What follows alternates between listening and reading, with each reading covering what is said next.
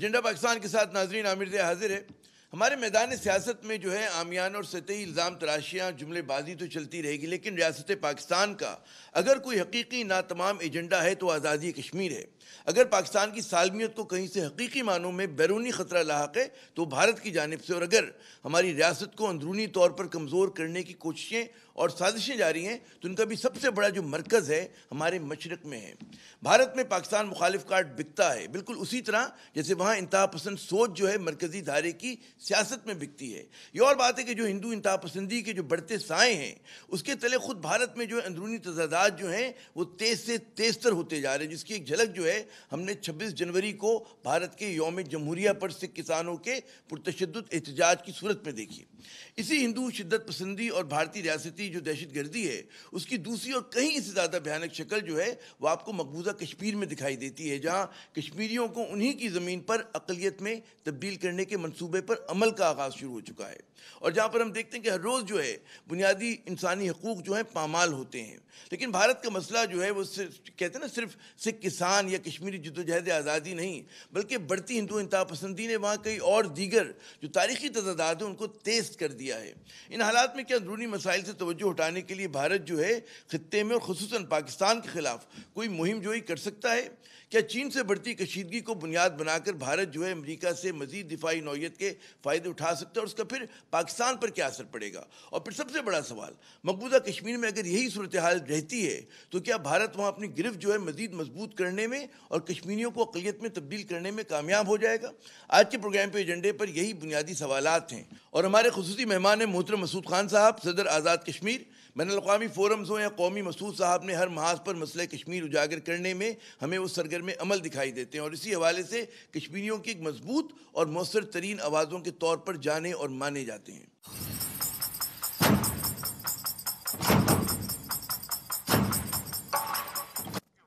جناب مسعود صاحب بہت شکریہ اپنا قیمتی وقت دینے کا۔ میرا پہلا سوال تو آپ سے یہ ہوگا کہ ہم دیکھتے ہیں کہ جی بھارت میں جو اندرونی تضادات ہیں وہ تیز تر ہوتے جا رہے ہیں، یہ وقتی ایک آپ کو لگتا ہے کہ ایک فیز ہے، یا مطلب ہے کہ جو تاریخی تضادات ہیں جو حل طلب ہیں ان کے حل ہونے کا وقت آ گیا ہے؟ جی مسعود صاحب۔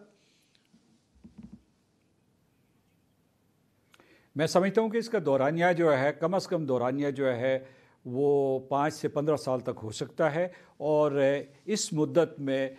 جو اس وقت انتہا پسند رژیم ہے وہاں بھارتیہ جنتا پارٹی اور راشٹریہ سوائم سیوک سنگھ کی، وہ پورے خطے کو اور ہندوستان کو اتنا نقصان پہنچا سکتے ہیں کہ اس کی تلافی کرنا مشکل ہو جائے گا، کیونکہ اس وقت جو ہے ان کے اوپر کسی قسم کی قدغن نہیں ہے، کسی قسم کی کوئی پابندی نہیں ہے۔ ان کی جو لوک سبھا میں اور راجیہ سبھا میں بھی شاید کچھ عرصے کے بعد اکثریت ہو جائے گی، تو یہ دس از ٹیرنی آف دا میجورٹی۔ تو اس لیے یہ ہے کہ وہ اس وقت جو بھی ان کا فلسفہ ہے، انتہا پسندانہ فلسفہ ہے، دہشت گردی کا فلسفہ ہے، اس کو نہ صرف ہندوستان کے طول و عرض میں نافذ کر رہے ہیں بلکہ اس کا سب سے بڑا نشانہ کشمیر ہے، اور وہ کشمیر کی کشمیریت، وہاں کے مسلمانوں کی آبادی سب کو ختم کر رہے ہیں۔ تو اس وجہ سے یہ ہے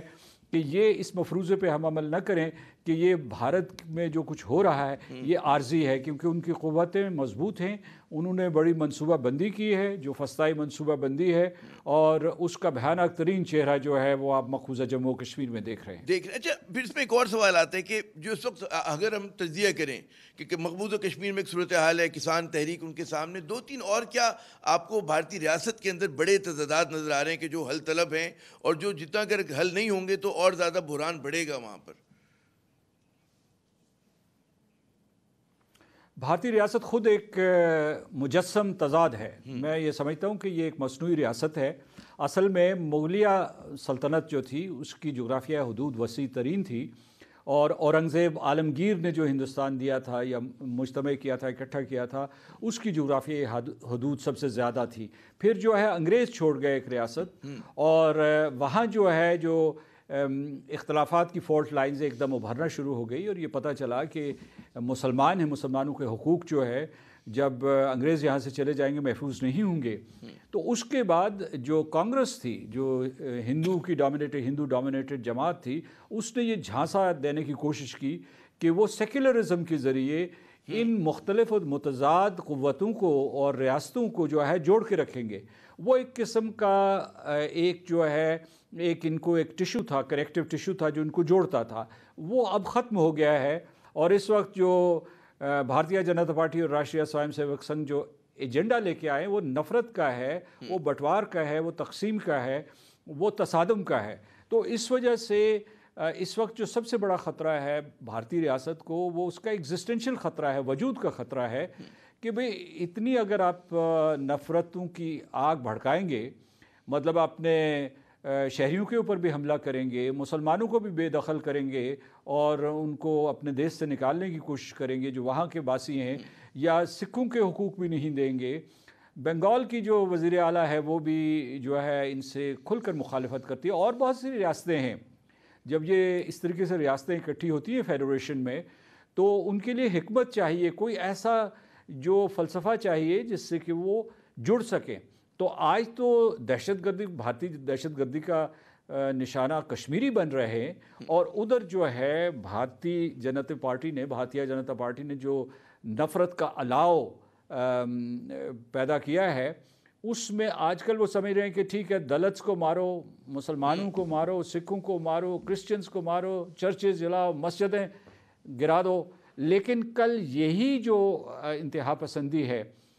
یہ ان کی طرف بھی رخ کرے گی. تو اس لیے یہ ہے کہ ہندوستان کو بہت بڑا خطرہ ہے. بالکل آپ نے صحیح فرمایا کہ اندرونی تضادات ہیں اس کے، اور ایک ظاہر ہے کہ ایک مصنوعی ریاست ہے، برطانوی ایک سامراج نے جو کہتے ہیں اس کی سرحدوں کی تشکیل کی. لیکن ایک بڑا سوال کہ ہم سکھوں کا احتجاج دیکھ رہے ہیں کہ بظاہر لگ یہ رہا ہے کہ جی وہ جو ان کے زرعی مفادات ہیں بڑی کارپوریٹس کے خلاف، جو بڑی کارپوریٹ کو دیے جا رہے ہیں اس کے خلاف ہی لوگ مظاہرہ کریں. لیکن اس کے اندرون خانہ اور بھی بہت کچھ ہے کہ جو سکھوں کے ساتھ وقتاً فوقتاً کریک ڈاؤن ہوتا رہا، ان کے پھر ایک اپنی کچھ خواہشات ہیں اپنی قوم کے حوالے سے، اپنی اس ریاست کے حوالے سے. آپ سمجھتے ہیں کہ دونوں ایک دوسرے سے غلط ملت ہو گئے، مل گئے ہیں، یا اس کو صرف ہم زرعی پروٹیسٹ ہی کے طور پہ دیکھیں، یا اس میں کچھ اور بھی ہے؟ دیکھیے یہ زرعی پروٹیسٹ نہیں ہے. جو سکھ ہیں ان کا ایک تشخص ہے، وہ آزادانہ رائے کے ذریعے بھارت میں شامل ہوئے تھے. ان کی بھی یہ خواہش تھی کہ ان کی ایک الگ ریاست بن جائے، لیکن جو 1947 میں انہوں نے یہ فیصلہ کیا اور بھارت کا حصہ بنے، لیکن بھارت میں ان کے وہ حقوق نہیں ملے جو ان کو ملنے چاہیے تھی یا جو ان کی توقع تھی. تو آپ وینا چلے جائیں، برسلز چلے جائیں، کینیڈا چلے جائیں، یونائٹڈ اسٹیٹس میں چلے جائیں، وہاں جو سکھ ہیں ڈائسپورا کمیونٹی میں، جب وہ آپ سے بات چیت کرتے ہیں تو وہ صرف خالصتان کی بات کرتے ہیں. یعنی بعض جو ہے دبے الفاظ میں کہتے ہیں، اور بہت سے لوگ جو کینیڈا میں ہیں وہ آپ بآواز بلند کہتے ہیں. تو کہنے کا مطلب یہ ہے کہ یہ جو ہے یہ فیڈریشن، اتنی بڑی فیڈریشن کو جہاں پتہ نہیں کتنی 20 زبانیں بولی جاتی ہیں، 20 ایتھنیسٹیز ہیں، ان کو جوڑنا بڑا مشکل کام ہوتا ہے. لیکن جو اگر آپ ہندوتوا کی نفرت کی اس فلسفے پہ اس ریاست کو جوڑنا چاہیں گے، یا صرف جبر و استبداد کے ذریعے لوگوں کو مغلوب کرنے کی کوشش کریں گے، اپنے ہی شہریوں کو مغلوب کرنے کی کوشش کریں گے، تو اس سے جو ہے جس کو کہتے ہیں سینٹریفیوگل فورسز یا مرکز فرار فورسز جو ہیں ان کو تقویت ملتی ہے. اور یہ عمل ہندوستان میں بھارتیہ جنتا پارٹی کے برسر اقتدار آنے کے بعد 2014 کے بعد یہ شروع ہو چکا ہے. یہ جو مرکز فرار قوتوں کی آپ نے بات کی، سینٹریفیوگل فورسز کی، اس میں یقیناً آپ کو نظر آتا ہے کہ کشمیری ہے، اس میں آپ کو نظر آتا ہے کہ سکھ ہیں. اس کے علاوہ اور کون سی قومی آزادی کی ایسی تحریکیں ہیں یا ذات پات کی بنیاد پہ جو وہاں پہ تقسیم ہے، دلت کے ساتھ جو زیادتی ہو رہی ہے، کون سا زیادہ بڑا کہتے ہیں اگر ہم پہلے 2-4 خطروں کی بات کریں، کیا ابھر کے سامنے آ رہا ہے بھارت کے لیے؟ دیکھیے جو بھارتیہ جنتا پارٹی ہے اس کی انسانیت دشمن پالیسیاں ہیں. وہ نارتھ ایسٹ میں ہوں، وہ ان کا جو سدرن پارٹ ہے اس میں ہوں. مجھے یاد ہے ایک واقعہ کہ جو یہ بھارتی فارن سروس کا ایک آفیسر تھا، خاصا سینئر آفیسر تھا، تو اقوام متحدہ میں ایک مرتبہ میں کیمپیننگ کر رہا تھا جنرل اسمبلی میں، تو اس نے سرخ ٹائی پہنی ہوئی تھی. تو وہ میرے پاس چلتا ہوا آیا چپکے سے، اور اس نے میرے کان میں یہ کہا کہ ہم پچھتا رہے ہیں، جناح صاحب نے صحیح فیصلہ کیا تھا. تو کہنے کا مطلب یہ ہے کہ جنوب ہو یا مشرق ہو، وہاں جو سب جگہوں کے اوپر جو ہے جو اس قسم کا جو ہے احساس پایا جاتا ہے کہ ان کے حقوق نہیں دیے جا رہے. اچھا، دوسرے آپ نے یہ پوچھا ہے کہ دیکھیے وہ جو ایک بٹا ہوا معاشرہ ہے، کاسٹ سسٹم ہے، دنیا میں کہیں اور نہیں ہے، صرف ہندو مت میں ہے. تو اس کی وجہ سے یہ ہے کہ ایک اشرافیہ ایک مخصوص سوچ کے تحت، ایک مخصوص وسطائی سوچ کے تحت جو ہے بھارت کو ایک عظیم طاقت بنانا چاہتا ہے. اب ہے یوں، میں آپ کو بتاتا ہوں کہ اصل میں المیہ کیا ہے. المیہ یہ ہے کہ جب گزشتہ صدی میں آپ کو یاد ہوگا کہ جب ہٹلر ابھرا، جس نے کہا کہ میرے اوپر کوئی کسی قسم کا قانون نافذ نہیں ہو سکتا، تو اس نے اسی قسم کی، یعنی مطلب یہ ہے کہ جو ریسزم کے ذریعے یا جو کیا کہتے ہیں کہ جو نسلی برتری کا فلسفہ دنیا کے سامنے پیش کیا، تو لوگ جو ہے اسے بہلاتے پھسلاتے رہے. برطانیہ ہو، فرانس ہو، امریکہ نے بھی نگاہیں پھیر لی تھی. انجام یہ ہوا کہ وہ ایک افریت کے طور پر ابھرا، اور پھر جو ہے اسے نیچے گرانے کے لیے، اسے چاروں شانے چت کرنے کے لیے انہیں پتہ نہیں کتنی فوجوں کو منظم کرنا پڑا، اور یہ جو الائز کتنی قربانی دینی پڑی. اب بھارت کے اس وقت جو المیہ ہے وہ یہ ہے کہ کوئی پہرا نہیں دے رہا، کوئی اس کو جواب دہ نہیں ٹھہرا. مطلب صرف جو ہے ڈالر اہم ہو گئے ہیں، معاشی تعلقات اہم ہو گئے ہیں، چین کا راستہ روکنا ہے، یہ ترجیحات ہیں مغربی ممالک کی. اور اس میں وہ افریت جو ہے وہ پھیلتا چلا جا رہا ہے، اور اس کا جو حوصلے بلند ہوتے چلے جا رہے ہیں. تو ایک طرف بالکل آپ نے کہا یہ رخ ہے کہ سب سے بڑا چیلنج ہے اس وقت بین الاقوامی افریت کے حوصلے بالکل درست فرمایا کہ بلند ہو رہے ہیں. لیکن افریت جو ہے کیونکہ اندرونی تضادات کا شکار ہے، تو اکثر ہم نے دیکھا ہے کہ جب فضائی قوتیں ہوتی ہیں، جب وہ ان کے اندرونی مسائل بڑھتے ہیں تو وہ ان سے نظر ہٹوانے کے لیے کوشش کرتی ہیں کسی اور بڑے مسئلے کو کریٹ کر دیں. اور اس میں کیا آپ کو لگتا ہے اس چیز کا خدشہ ہے کہ ان کو اس چیز، یہ جو پورا عوامل ہیں، فورس کر سکتے ہیں کہ جی پاکستان کے خلاف کسی قسم کی مہم جوئی کر دے، کچھ اور ایسی چیز کرے کہ جی ان کو جو اندرونی خلفشار ہے اس پہ سے دنیا کی توجہ ہٹ سکے؟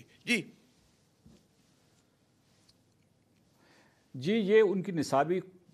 کتاب کے صفحہ اول پہ لکھا ہوا ہے کہ اگر آپ کے مسائل بڑھتے ہیں تو آپ پاکستان کے خلاف پروپیگنڈا شروع کر دیں اور پاکستان دشمنی کو ہوا دینا شروع کر دیں. اچھا، ان کے لیے ان کے پاس کیا ہتھیار ہے؟ یعنی ان کے پاس ہتھیار ہے کہ پاکستانی کے اوپر دہشت گردی کا الزام لگا دو، یا جموں و کشمیر میں لگا دو، مقبوضہ علاقے میں، یا بھارت کی سرزمین پہ لگا دو. اچھا، اس میں نہ ان کے پاس شواہد ہوتے ہیں، نہ ثبوت کسی قسم کے. وہ صرف جو ہے ایک مفروضہ اور پھر جو ہے ذرائع ابلاغ عامہ کی طاقت کو استعمال کرتے ہوئے وہ جھوٹی کہانی پھیلا دیتے ہیں. تب تک وہ نقصان کر چکے ہوتے ہیں جب تک کہ ان کو روکا جائے. تو میں یہ کہہ رہا ہوں کہ ہمارے جو منصوبہ بندی کرنے والے ہیں، اسٹریٹجک پلانرز ہیں، ان کے بھی یہ سر فہرست ہے کہ فالس فلیگ آپریشن جو ہے یا کوئی اس قسم کا سب کنونشنل سچویشن جو ہے وہ اٹیک کرتے ہیں، کیونکہ وہ انہوں نے ہائبرڈ وارفیئر بھی شروع کی ہوئی ہے، اور پاکستان کے اندر جو ہے وہ ایک نشانہ باندھنے سے بھی نہیں چوکیں گے. اچھا، دوسرے میں آپ کو ایک بات بتا دوں جو میں کہنا چاہتا ہوں. آپ نے جو اپنے جملے میں یہ مفہوم ادا کیا، میں آپ کو بتانا چاہتا ہوں کہ بھارت میں جو بی جے پی کے مخالف قوتیں بھی بہت ہیں. اچھا، اس میں جو ہے مطلب یہ ہے کہ وہ جو سوشلسٹ ہیں پرانے، یا لبرلز ہیں، یا اس کے بعد ڈیموکریٹس ہیں، یا سیکولرسٹ ہیں، ان کی ایک بڑی تعداد ہے. اور جب ہم بھارت کی مذمت کر رہے ہوتے ہیں یا اس کے اقدامات کی مذمت کر رہے ہوتے ہیں تو ہم 1.3 ارب بھارتیوں کا ذکر نہیں کر رہے ہوتے، کیونکہ وہاں جو دلت ہیں جن کی آبادی کو 25 کروڑ کے قریب ہے، 25 سے 30 کروڑ کے قریب ہے، وہ بھی کچلے ہوئے ہیں، استحصال زدہ ہیں. اب میں یہ آپ کو بتانا چاہتا ہوں کہ یہ جو ہے مطلب اب میں سمجھتا ہوں کہ دنیا کی ذمہ داری بنتی ہے کہ اتنی بڑی آبادی کو جو ہے ان انتہا پسند جنونی جو ہیں ان سے بچایا جائے. اچھا، لیکن مسعود صاحب جب جنونی حکومت نہیں بھی تھی تب بھی چاہے نہرو صاحب تھے، ان کا بڑا ایک سوشلسٹ پوسچر ہوا کرتا تھا، بڑا لبرل پوسچر ہوتا تھا، انگلسائز تھے. اس کے بعد جو حکومتیں آئیں کہ ٹھیک ہے ونیئر تھا ان کے اوپر سیکولرزم کا، اور وہاں پر ایک ونیئر آپ کو نظر آتا تھا کہ اچھی بات کرنے کا. لیکن اگر ذرا کھرچ کے دیکھیں تو سیاست یہی تھی، یعنی کہ ہندو غلبے ہی کی سیاست تھی جس کی وجہ سے پاکستان بنا، اور قائد اعظم کی فورٹ سائٹ تھی کہ انہیں نظر آ رہا تھا کہ کس طرف یہ لوگ جا سکتے ہیں. تو اب ذرا سے زیادہ ایک کہتے ہیں نا کہ زیادہ برہنہ طریقے سے سامنے آ گیا، اٹس اے نیکڈ ایگریشن، چاہے وہ مطلب کانگریس ہو چاہے بی جے پی ہو، کچھ ان کے جو نیشنل انٹرسٹ ہیں وہ تو ایک جیسے ہیں. یہ بالکل درست ہے، آپ نے درست تجزیہ فرمایا کہ یہ جو کانگریس تھی اس نے مکاری اور عیاری سے جو ہے وہ مقاصد حل کیے جو بھارتیہ جنتا پارٹی بہت ہی کھل کر سامنے آ کر رہی ہے۔ تو یہ ہے کہ انہوں نے بھی مسلمانوں کو، مسلمان اقلیت کو نشانہ بنایا ان کے ادوار میں بھی، اور اس کے بعد جو ہے ہندو اکثریت جو ہے وہ دندناتی پھرتی تھی، جو قیادت تھی اس نے مسجدوں کو منہدم ہوا، ان کے ادوار میں مسجدیں منہدم ہوئی اور جو چرچز ہیں وہ تباہ کیے گئے۔ تو یہ ان کی پالیسی ہے، اصل میں وہ جو تھے وہ زیادہ مکاری اور دوغلے پن سے جو ہے کام لیتے تھے۔ اب جو ہے اور وہ کسی طریقے سے سنبھال گئے اس کو کہ دنیا میں، اس کی وجہ سے گاندھی جی مطلب نان وائلنس، مجھے یاد ہے کہ جارج گیلووے جو ہے وہ یو ایس کانگریس میں اپنی تقریر کا آغاز اس سے کیا کرتے تھے۔ اس وقت جو ہے یہ کچھ عرصہ پہلے کی بات ہے، اس وقت جو ہے کوئی یہ 90 کروڑ ان کی آبادی تھی، تو وہ اپنی تقریر کا آغاز جو ہے وہ یو ایس کانگریس کے لا میکرز کے سامنے یہ کہہ کے کرتے تھے کہ امریکہ میں یہ غلط تاثر ہے کہ شاید وہاں 90 کروڑ جو ہے وہ گاندھی رہتے ہیں بھارت میں، کہ وہاں وائلنس ہی نہیں ہے۔ تو اس قسم کا کانگریس نے دنیا کو دھوکہ دیا۔ لیکن میں آپ کو یہ بتا رہا ہوں اس سے بھی زیادہ جو خطرناک فنامنن ہے اس وقت کہ راشٹریہ سوائم سیوک سنگھ جو ہے اس کے کوئی 6 ملین کے قریب، یعنی 60 لاکھ کے قریب اس کے ممبرز ہیں، اور اس میں وہ باقاعدہ نیم عسکری اور عسکری اور نظریاتی تربیت دیتے ہیں۔ اس کے بعد انہوں نے ایک منظم طریقے سے، یعنی جو لوگ وہاں سے فارغ التحصیل ہوتے ہیں، تربیت حاصل کر لیتے ہیں، ان کو فوج میں بھیج رہے ہیں، ان کو سول سروس میں بھیج رہے ہیں، ان کو سیاسی جماعت میں بھیج رہے ہیں۔ لیکن اس کے علاوہ ابھی تازہ ترین اطلاعات یہ ہے کہ انہوں نے کچھ لوگوں کو کانگریس میں بھی بھیجنا شروع کر دیا ہے۔ یعنی مطلب یہ ہے کہ تاکہ یہ قسم کا جب وہ کوئی اس قسم کی کوئی پالیسی کریں مسلمان دشمن، تو وہاں سے بھی آوازیں بلند ہوں کہ بھئی اگر آپ مسلمانوں کے خلاف نہیں بولیں گے تو آپ ہندو یا انڈین نہیں ہیں، اگر مسلمانوں کے خلاف کوئی اقدام نہیں کریں گے تو آپ کو ووٹ نہیں ملیں گے۔ درست۔ اچھا میں مسعود صاحب ذرا اگر اجازت دیں ایک ہم چھوٹا سا وقفہ لے لیں، وقفے کے بعد جب ناظرین دوبارہ حاضر ہوں گے تو مسعود صاحب سے پوچھیں گے کہ مقبوضہ کشمیر میں جو ہے ایک تو یقیناً بھارت کی بڑھتی ہوئی ریاستی دہشت گردی ہے، دوسرا جو بہت ان کا خوفناک منصوبہ ہے وہاں کی کہتے ہیں آبادی کو اقلیت میں تبدیل کرنے کا، وہ کہاں تک پہنچا ہے، بات کریں گے وقفے کے بعد۔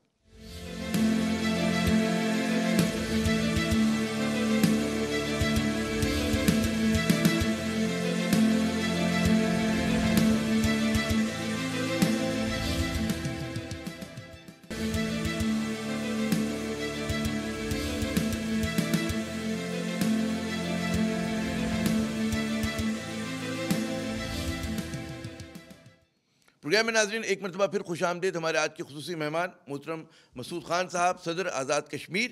مسعود صاحب، وقفے پہ جانے سے پہلے میں نے یہ گزارش کی تھی کہ جو ایک سوال بہت لوگوں کے ذہنوں میں ہے کہ یقیناً جو بھارت کی ایک ریاستی دہشت گردی ہے مقبوضہ کشمیر میں سب کے سامنے اور وہ ایک عرصے سے جاری ہے، وہ صرف یہ آج کی بات نہیں، لیکن جو اصل خطرناک منصوبہ ہے کہ وہاں کی اقلیت کو جو ہے، یعنی کہ وہاں کی جو اکثریت ہے کشمیریوں کی، اس کو اقلیت میں تبدیل کر دیا جائے، دورس منصوبہ ہے، خطرناک منصوبہ ہے۔ اگر اس پہ عمل ہو جاتا ہے تو پورے اس مسئلے کی حیت تبدیل ہو جائے گی۔ کہاں تک پہنچائے گی، کس طرح سے دیکھتے ہیں آپ اسے؟ درست کہا آپ نے کہ یہ سنگین ترین مسئلہ ہے اس وقت۔ ہو یہ رہا ہے کہ گزشتہ برس جو ہے انہوں نے اپریل میں نیو ڈومیسائل سرٹیفکیٹس کے قواعد جو ہے جاری کیے تھے، اور اس کے بعد جو حکام ہیں ان کو ہدایت کی تھی کہ جو ہندو ہیں جو وہاں کام کرتے رہے ہیں وادی کشمیر میں یا جموں میں، یا اس کے بعد جو سول سرونٹس وہاں رہے ہیں یا ان کے خاندان یا طلباء اور طالبات جنہوں نے وہاں پڑھائی کی ہے جو ہندو ہیں اور ہندوستان سے ہیں، ان کو شہریت دے دی جائے اور کشمیریوں سے یہ سارے حقوق چھین لیے گئے۔ ہدایت یہ دی حکام کو کہ ان کی ڈومیسائل سرٹیفکیٹس جو ہیں وہ 15 دن میں تیار کیے جائیں، اور اگر نہیں تیار کیے جائیں گے تو ان کے اوپر 50,000 روپے کا جرمانہ ہوگا، اور ان کو یہ سہولت دی کہ جناب وہ آن لائن اس قسم کی درخواست دے سکتے ہیں۔ ہندوستان میں بیٹھے ہوئے بچے جنہوں نے کبھی جو ہے وہ کشمیر بھی نہیں گئے تھے، انہوں نے بھی جو ہے اس کے لیے اپلائی کرنا شروع کر دیا۔ اچھا، اور ان کی جو ہے جو درخواستیں وہ منظور بھی ہوئیں۔ اس کے علاوہ یہ ہے کہ اتنی تیز رفتاری سے یہ کام کیا کہ آپ اپریل سے دسمبر تک، اگرچہ میرے پاس مصدقہ اعداد و شمار نہیں ہیں، لیکن کچھ میرا یہ اندازہ ہے جو اعداد و شمار تھے جو آخری کوارٹر آف 2020 آئے ہیں، اس کے مطابق تقریباً 20 لاکھ سے زائد لوگوں کو تو وہ یہ شہریت دے چکے، غیر قانونی جعلی سرٹیفکیٹس دے چکے ہیں اور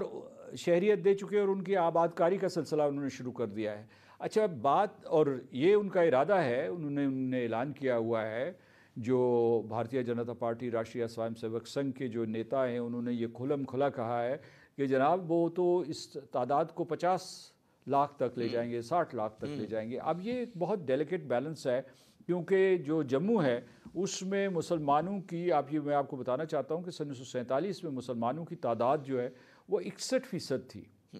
اور وہ قتل عام کے ذریعے ایک وہاں نسل کشی ہوئی تھی. اس کے بعد جو ہے ان کا انخلا ہوا، تو اب جو ہے جموں میں مسلمانوں کی آبادی جو ہے وہ 33% کے قریب ہے. اچھا وہی عمل وہ جو ہے وادی کشمیر میں دہرانا چاہتے ہیں کہ جناب ایسے باہر سے 50 لاکھ لوگ وہاں آباد کر دیے جائیں اور پھر جو ہے تناسب بالکل بگاڑ دیں گے. دوسرا یہ ہے، یعنی جو وادی کشمیر میں جہاں تقریباً 8 ملین کے قریب لوگ ہیں اور وہ میرا خیال ہے کہ 98% کے قریب جو ہے وہ سارے کے سارے مسلمان ہوں گے، تو یہ ایک تو آبادی کی تناسب کا بگاڑ ہوگا. لیکن یہی نہیں ہے، یہ انہوں نے سوچا سمجھا منصوبہ ہے. سن 2014 سے یہ انہوں نے سلسلہ شروع کیا. اس کی کئی ڈائمنشنز ہیں. مثال کے طور پر نہ صرف ان لوگوں کو وہاں لایا جا رہا ہے بلکہ ان کو آباد کیا جا رہا ہے، ان کے لیے جو ہے روزگار پیدا کیا جا رہا ہے. بہار سے گاڑیاں بھر بھر کے مزدور لائے جا رہے ہیں. اچھا جو کشمیری ہیں ان کے جو جائز کاروبار تھے، قانونی کاروبار تھے، ان کو ناجائز قرار دے دیا ہے. کہتے ہیں جی اس سے ماحول کے اوپر بہت برا اثر پڑتا ہے. اور جو بے نام ٹھیکیدار ہیں، کوئی مطلب ہے ہماچل پردیش سے، نیو دہلی سے، یا ادھر سے یو پی سے یا مہاراشٹر سے، ان کو وہ ٹھیکے دیے جا رہے ہیں اور وہ بعد میں کشمیریوں کو سب کنٹریکٹ کر رہے ہیں تاکہ اچھا اس کے علاوہ معاشی یہ طور ہے پہ بھی کہ تباہ کرے انہیں. پوری کی پوری زمین جو ہے جی پوری زمین جو ہے کشمیریوں کی سرزمین جو ہے، ان کا مادر وطن جو ہے، اس کے لیے انہوں نے جو زمین کے قوانین ہیں، زمین کے حصول کے قوانین ہیں، ان میں ترمیم کر کے یہ اضافہ کیا ہے کہ جو قابض حکام ہیں وہ کسی بھی علاقے کو اسٹریٹجک قرار دے سکتے ہیں. درست. پھر انہوں نے بڑے بڑے منصوبے بنائے ہوئے ہیں کہ باہر سے جو ہے میڈیکل لیکن یہ جو آپ کمپلیکسز نے لائیں گے، انٹرپرائزز لائیں گے تاکہ ان سے زمین ہی چھن جائے. میں یہ عرض کروں کہ آپ نے جو منظر کشی کی اس سے اندازہ یہ ہوتا ہے کہ جی یہ تو ریس اگینسٹ ٹائم ہے کہ ہر جو مہینہ گزرے گا، ہر جو 6 مہینے گزریں گے، سال گزرے گا، اس میں جو ہے بھارت کا تسلط جو ہے مزید مستحکم ہوگا. وہاں پر اس کی جڑیں جو ہیں وہ اور زیادہ گہری ہو جائیں گی، گرفت مضبوط ہوگی. اس میں پھر جو آپشنز آتے ہیں ان لوگوں کے پاس، حریت کانفرنس کے پاس، وہاں پہ جو تحریک جاری ہے جدوجہد آزادی، وہاں پہ جو مجاہدین ہیں ان کے پاس، اور خود پاکستان کے پاس آپشنز پھر کیا محدود نہیں ہو جاتے ہمارے پاس کہ اگر ہم روایتی ڈپلومیسی کا سہارا لیتے رہے اور جس جال سے چل رہے ہیں اسی پہ چلتے رہے، تو کیا آپ دیکھ رہے ہیں؟ مطلب بھارت تو اپنے تئیں جو ہے اس مسئلے کو حل کر چکا ہے، اس کو تو اب صرف اس کے فال آؤٹ کو مینیج کرنا ہے. جی دیکھیے جی، آپ جب اس طریقے سے باہر سے آبادیاں لا کے مصنوعی طور پر کسی علاقے میں امپلانٹ کرتے ہیں تو آپ فتنہ فساد کی بنیاد کھڑی کرتے ہیں، بنیاد مہیا کرتے ہیں. یعنی یہ نہیں، اتنا آسان کام نہیں ہے کہ آپ یہ دیکھیے کہ کہیں بھی آپ پیوند کاری کر کے دیکھ لیجئے. جب آپ پیوند کاری کرتے ہیں تو اس کو جہاں پیوند کاری کی جا رہی ہے اس کا فطری حصہ بنانے میں بڑا وقت لگتا ہے.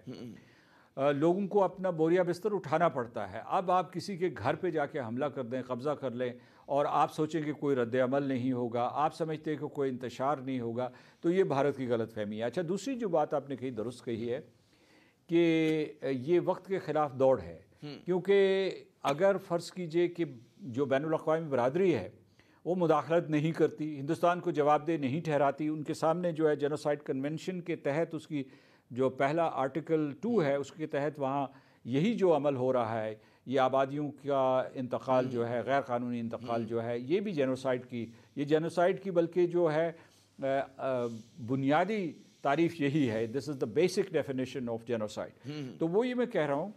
اور اس میں یہ آپ نے درست کہا کہ پاکستان کے پاس جو ہے آپشنز محدود ہو گئے اور اس لیے جو ہے وہاں تو خلفشار اور انتشار ہوگا اور کشمیری مزاحمت بھی بڑھے گی اور اس کے بعد ان آبادیوں میں تصادم ہوگا. آپ یہ دیکھیے کہ وہاں جو پنڈت تھے جن کی بہت معمولی تعداد تھی وادی کشمیر میں جناب وہ اور کشمیری متصادم ہو گئے تھے 90 کی دہائی میں، اور وہ زخم ابھی تک نہیں بھرے ہیں۔ لیکن یہ جو لوگ باہر سے لوگ نان نیٹو لوگوں کو لا رہے ہیں تو اس سے مزید فرکشن بڑھے گا، لیکن اصل آگ سے کھیل رہے ہیں کہ پاکستان کو کچھ آؤٹ آف دا باکس بھی سوچنا پڑے گا، کچھ پہل کاری بھی کرنی پڑے گی، کچھ غیر روایتی ہتھ کنڈے جس طرح بھارت اپنا رہا ہے آپ کو بھی کچھ جواب دینا پڑے گا۔ لیکن ایک اور جو سوال ہے کہ وہاں پر جو بھارت نواز قیادت ہوا کرتی تھی کشمیریوں میں، فاروق عبداللہ صاحب، عمر عبداللہ، محبوبہ مفتی صاحبہ، یہ بھی بہت شاکی ہیں۔ میں ان کے بیانات سنتا ہوں، پڑھتا ہوں، وہ جو انٹرویوز دے رہے ہیں تو اس میں کافی ان کا ایک وہ ہے تلخی آ گئی ہے۔ آپ کے خیال میں اس سے جو ہماری جو آزادی کی تحریک ہے اس کو فائدہ ہوگا، یا اگین یہ لوگ جو ہے دوبارہ سے ڈویژن کریٹ کر سکتے ہیں؟ کس طرف لے کے جا سکتے ہیں جو ان کا احتجاج ہے ان بھارت نواز سیاستدانوں کا کشمیر کے؟ یہ وہ قوتیں ہیں جو کہ بار بار مختلف ادوار میں کشمیر کو بیچتے رہے ہیں اور اقتدار کے حصول کے لیے ابھی بھی ان کا شکوہ یہ ہے کہ ہم تو وفادار تھے، ہمیں کیوں باہر کیا، اور اگر یہ نظام چلانا ہی تھا تو ہم سے بھی مشورہ کر لیتے، ہم بتاتے کہ کس طریقے سے اس کو کیا جائے۔ ابھی بھی وہ اپنی بحالی کے لیے کوشاں ہیں، ورنہ ان کو کوئی اعتراض نہیں ہے کہ وہ بھارت کے سامنے سجدہ ریز ہوں۔ یعنی محبوبہ مفتی باہر، عمر عبداللہ، فاروق عبداللہ باہر، تو وہ اپنی جگہ بنانے کی کوشش کر رہے ہیں۔ یعنی مطلب فرض کیجئے کہ ان کو اس پہ تو کوئی اعتراض ہی نہیں ہے کہ جموں و کشمیر جو ہے وہ بھارت کا حصہ رہے۔ نسل در نسل یہی کہتے آئے ہیں، حالانکہ جموں و کشمیر کے لوگ نہیں مانے، مقبوضہ علاقے کے لوگ نہیں مانے، لیکن یہ لوگ تو مان گئے ہیں۔ ابھی بھی وہ جو یہ شرارت کرتے ہیں یا اشارہ کرتے ہیں یا پاکستان کی طرف اپنا جھکاؤ دکھاتے ہیں یا کسی قسم کی، تو ایک تو ان کا یہ ہے کہ لوگ جو ہیں جو ان کو ان تمام جرائم کا ذمہ دار ٹھہراتے ہیں یا سہولت کار مانتے ہیں، وہ ان کے خلاف اٹھ نہ کھڑے ہوں اور نفرت کی جو لہر ہے ان کی طرف نہ پلٹ جائے۔ ایک تو یہ ہے، دوسرا وہ اپنا مقام بنانے کی کوشش کر رہے ہیں۔ جی دوسرے آپ نے ایک بڑا اچھا نقطہ اٹھایا تھا کہ پاکستان کو کیا آؤٹ آف دا باکس کرنا چاہیے۔ جی میرا یہ اگلا سوال ہے کہ کیا فعال، اگر ایک جملہ اور سن لیں کہ فعال مدد کرنا کتنی ضرورت ہے پاکستان کے لیے آزادی کی تحریک کو؟ جی دیکھیے اس وقت جو ہے پاکستان نے اور آزاد کشمیر کے لوگوں نے لگ بھگ جو ہے 6 جنگیں لڑی ہیں مقبوضہ کشمیر کی آزادی کے لیے اور وہاں کے لوگوں کے حقوق کی بحالی کے لیے۔ تو یعنی اس وقت جو ہے آپ کے پاس جو ہے فوری طور پر عسکری آپشن اویلیبل نہیں ہے۔ وہ دونوں طاقتیں جوہری ہیں، اور اس کے بعد یہ ہے کہ اگر کوئی جنگ چھڑے تو یہ نہیں پتہ کہ وہ کہاں رکے گی اور وہ کتنی ہولناک ہوگی۔ تو اس وجہ سے ایک ان بلٹ توازن ہے، ایک ایکویلیبریم ہے، لیکن بھارت اس توازن کے نیچے جو تھریش ہولڈ ہے اس میں جو ہے ہر قسم کی شرارت کر رہا ہے اور کشمیر کے اوپر قبضہ کر رہا ہے، کیونکہ اور دوسرا تو اس کے اس مفروضے کو غلط کرنے کے لیے ہمیں بھی اس تھریش ہولڈ کے نیچے جو ہے کوئی نہ کوئی جو ہے منور سوچنی چاہیے۔ میں اس کی تفصیل میں نہیں جانا چاہتا، تفصیل میں جانے کی بالکل ضرورت نہیں ہے، میرے خیال میں اشارہ کافی ہے۔ تو جناب یہاں پہ لیتے ہیں وقفے کے بعد جب دوبارہ آئیں گے تو کچھ بات کریں گے بھارت اور چین کی کشیدگی پہ، اور ہم دیکھتے ہیں کہ اس کشیدگی کی بنا پر جو ہے بھارت کی قربتیں جو ہیں وہ مزید امریکہ سے بڑھیں گی اور زیادہ وہ دفاعی فائدے حاصل کر سکتا ہے، اس کا خطے پر کیا اثر پڑے گا پوچھیں گے وقفے کے بعد۔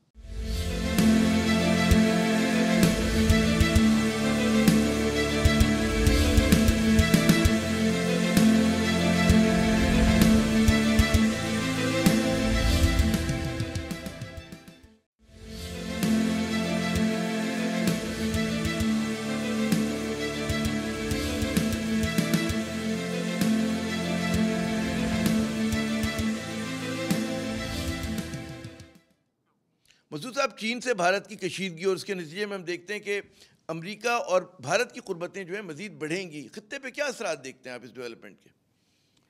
کشیدگی بڑھے گی، کیونکہ ہم نے باراک اوباما کا بھی دور دیکھا ہے، ہلری کلنٹن کا دور دیکھا ہے جب وہ وزیر خارجہ تھی، تو اس میں ان کی جو ہے بہت ہی اینٹی چائنا پالیسی تھی، خاص طور سے یہ جو ساؤتھ چائنا سی میں، اور پھر جو ہے ان کا ٹکراؤ مختلف جگہوں پہ ہو رہا تھا۔ جو بائیڈن جو ہے اس کا حصہ تھے اسی ایڈمنسٹریشن کا، تو میرا خیال ہے کہ ان کی سوچ، ان کا ذہن وہی ہے، یعنی یہ اس سے مختلف ہوگا صدر ٹرمپ سے، کیونکہ وہ براہ راست مطلب ہے ان کے جو بعض غیر ضروری تصادم تھا چین سے شاید وہ نہ ہو، مثال کے طور پر جو مختلف قسم کے جو ٹیرفز تھے یا اس قسم ٹریڈ کی وار چیزیں جو جو جاری ہے وہ تھی شاید نہ ہوں،